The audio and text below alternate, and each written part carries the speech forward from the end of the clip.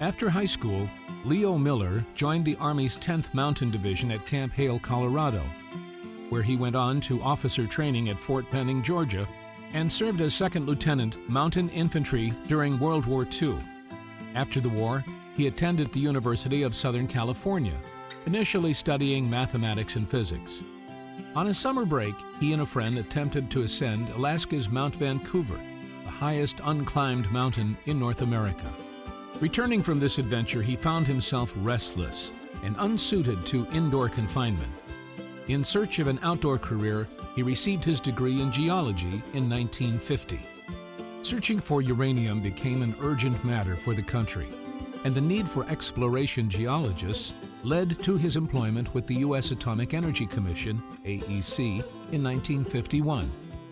In White Canyon, Utah, the search for uranium led to an innovative method of surveying the bottom of paleostream channels, and to a drilling program that resulted in the discovery of 4 small uranium mines.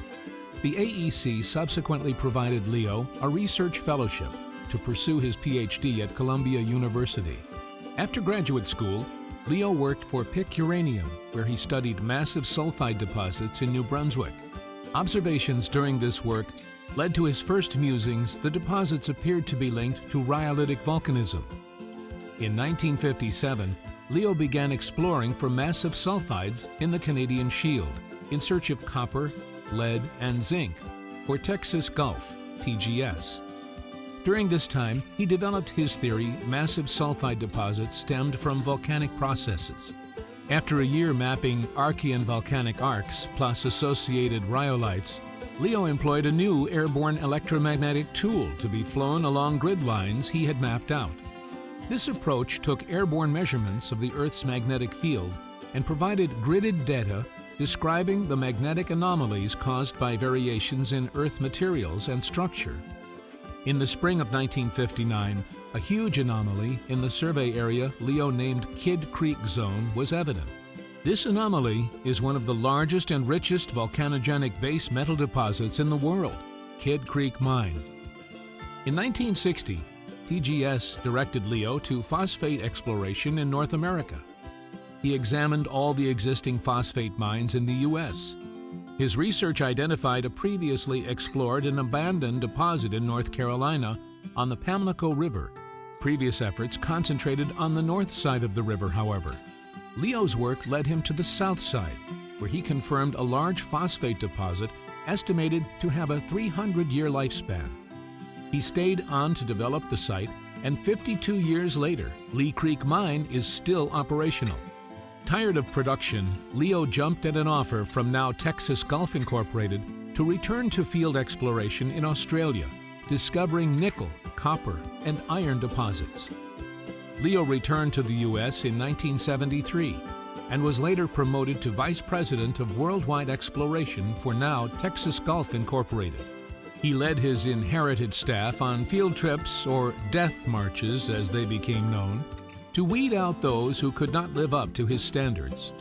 Former employee Tom Gallagher shared, "You had to be lean and keen. He required physicality. He wanted to know you could get physically up close with nature to discover and observe anomalies. Keenness was not just what the classroom had taught you, but your ability to formulate new ideas beyond that."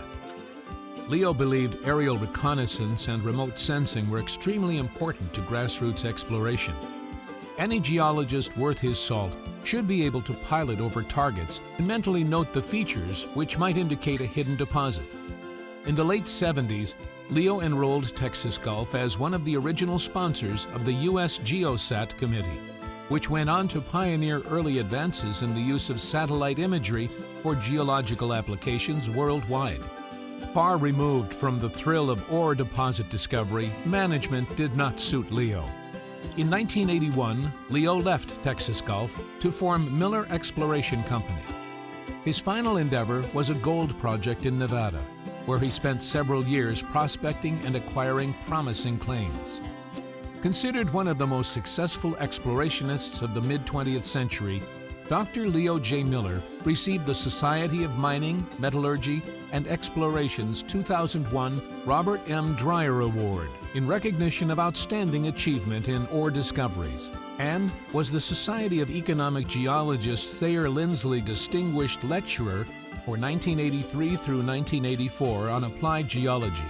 He believed you made your own luck by going farther than the last person was willing to go, and beating on every last rock to develop your own geological model for exploration.